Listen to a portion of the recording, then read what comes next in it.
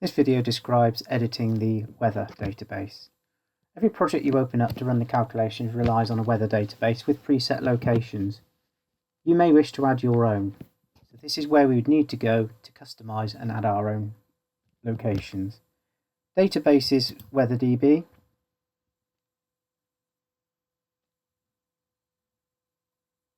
You then open up the database of interest. File, open, into the weather folder, and then select the latest database. You can then edit general. You can specify your data entry methods. Edit locations will list all locations where you can then discriminate by country. Selecting the database of interest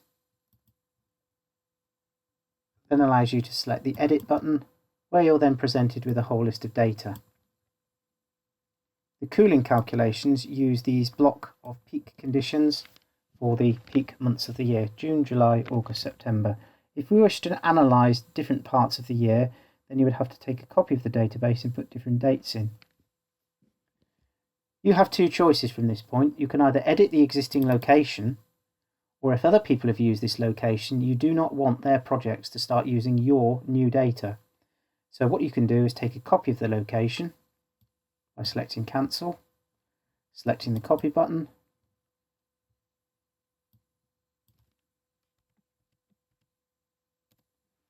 renaming the location, and renaming the description of that location. There you have the latitude and the longitude, the winter design condition. On this specific project, you might be wanting to design to -6. It's this temperature that is used in the edit general as the default for the heating calculations. You can then set about making changes to the temperatures in the weather database.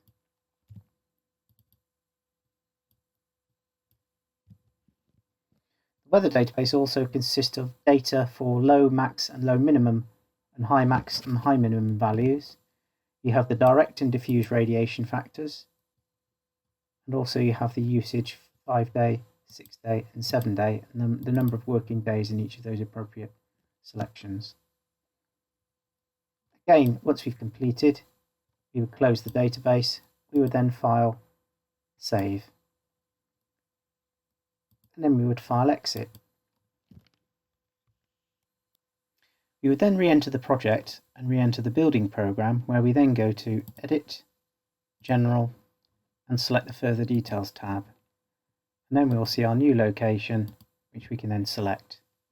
And then when we run our calculations from this point onwards, it will use the values based on the new database.